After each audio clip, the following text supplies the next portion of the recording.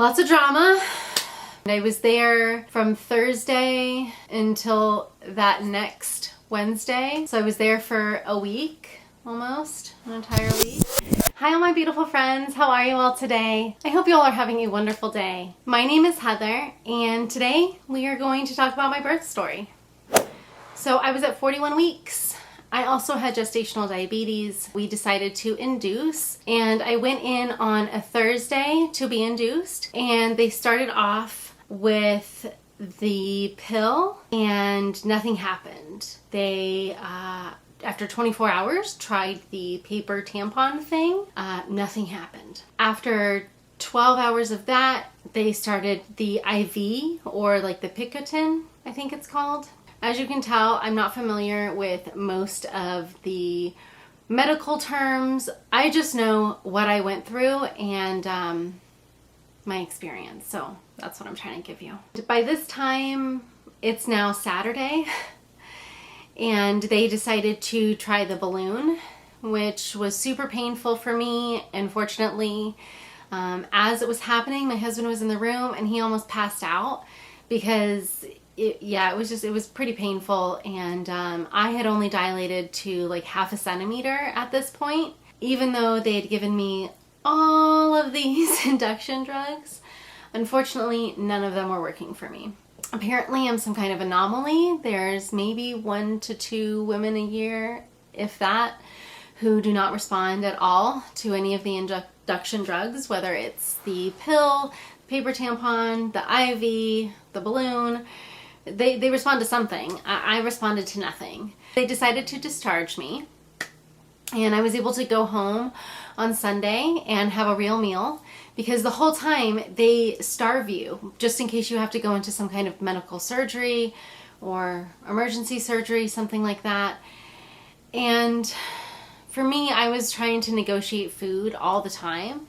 I was just so hungry, and food is all I had for like 9 months, and now you just took it away for like 3 days. It was really hard. If you can, grab something to eat before you go in to give birth, because they're not gonna let you eat. And I even had a bag of snacks, and they were like, yeah, you can't eat any of those.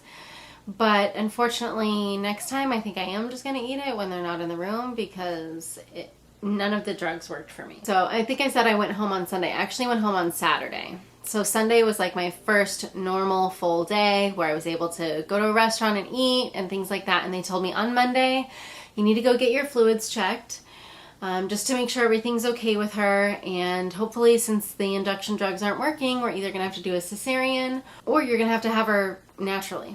I kind of was thinking that the cesarean was gonna be the way, because I just didn't think, my body's not reacting to any of these induction drugs, so how is my body really going to just start this process, or am I just going to have a cesarean? So I kind of started to really think about that and come to terms with having a cesarean on my first time giving birth, which you don't normally, want to do, but at the same time, I really wanted Jolene to be alive and healthy and in my arms. And if my body was not going to actually make it happen, then hopefully technology could make that happen.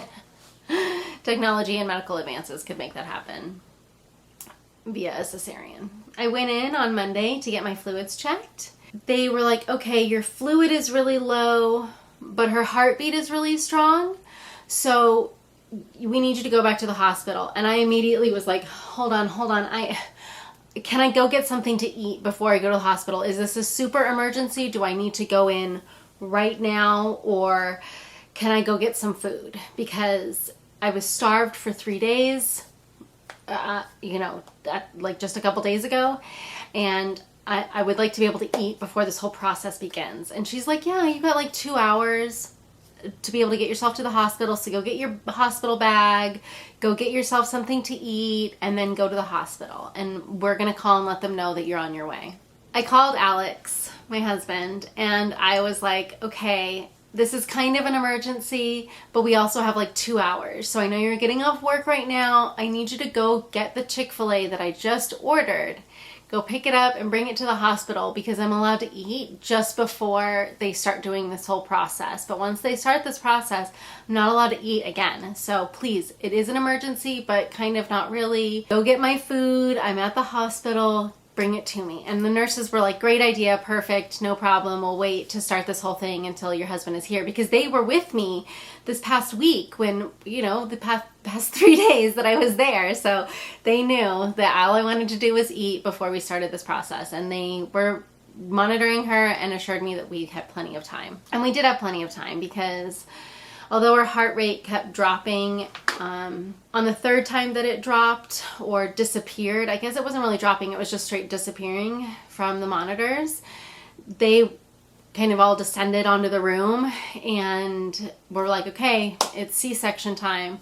They'd already mentally prepped me for it. And I had also told my husband, you know, he's trying to monitor and kind of make sure that everything is great. And I said to him, they're going to descend on the room. They're going to give you a whole new outfit to wear. We don't have to monitor anything. They're doing their jobs. Everything's going to be fine. And that's exactly what they did. They came in, they threw PPE at him or, you know, protective wear for him to be able to go into the room. I was ready for the cesarean mentally, because I really just wanted her to be alive, healthy, and in my arms. So that was my bottom line. When we went in, the nurses could tell that I was very nervous, even though I was trying to play it cool and trying to say, oh, no, I'm fine. Really, inside and on my face, they could tell that I was just a mess. You know, I had never done this before. I'd never had a cesarean. I don't know what to expect. I've been on this journey for 9 months to try to have a healthy baby. At the final hour, I'm going to lose her. I had a lot of guilt from the other miscarriages that I had. And I knew if I lost her, I would have even more guilt, thinking that I had done something wrong. So, try to just get myself back together. I'm sorry. It's just true. You know, if you've gone through something like that, then, and you tend to blame yourself on things, it can be a really hard time to get over if you've had a miscarriage. So thinking that that was going to happen was really hard for me. So I think knowing that I had a cesarean as an option to hopefully still get her earthside and alive gave me hope, and actually was a really positive thing for me. Also, my sister-in-law had 2 cesareans, and there were no complications. Everything worked out for her. So she also inspired me, knowing that I had somebody close to me who had a very positive experience with this type of huge surgery. Anyway, I was trying to stay calm. The nurses could obviously tell. One nurse, she grabbed me by the shoulders and pulled her hand down my arm and held my hand and said, I know that you haven't done this ever. You've never done this before, but we do this multiple times a day, and we got this. And I was like, okay, you're right. I have never done this before, and you guys have done this multiple times a day. Thank you. And it really gave me a peace of mind that they were professionals. They knew what they were doing. Everything was going to be fine. At around 11 p.m., she was born. The cesarean took about 20 minutes. The prep, I think, took 20 minutes, and then the cesarean took about 20 minutes or something like that. It was honestly the fastest hour of my life, and I was on hyper alert as well. I can remember all of the lights. I remember everybody, all the feelings, how the paper gown felt, everything. So when she was born, she had a lot of poop in her water sac. My water never broke. I only dilated to half a centimeter. I was really not, my body was not going to be giving birth anytime soon. But although the drugs for induction were not affecting me at all, they were affecting Jolene inside a lot. So they were causing her to poop inside of her water sac, which can get into her lungs, get into her ears. It can cause a lot of problems. Luckily, my cesarean happened in a good time frame where She did not ingest any of that, but it was all over her. There was a lot of it. So I think we were pretty close to having some other issues if we had waited any longer. They had discovered that the reason that her heartbeat kept disappearing and the reason that I had to go into an emergency C-section was because the umbilical cord was wrapped around her neck. The first hospital that I was at was just kind of a clinic of Kaiser, and they had told me that your fluid is not strong, but your heartbeat is. And then when I got to the hospital, they told me that my heartbeat was weak, but my fluid was strong, that maybe she had moved, but now that she had moved to the position where the umbilical cord was now around her neck.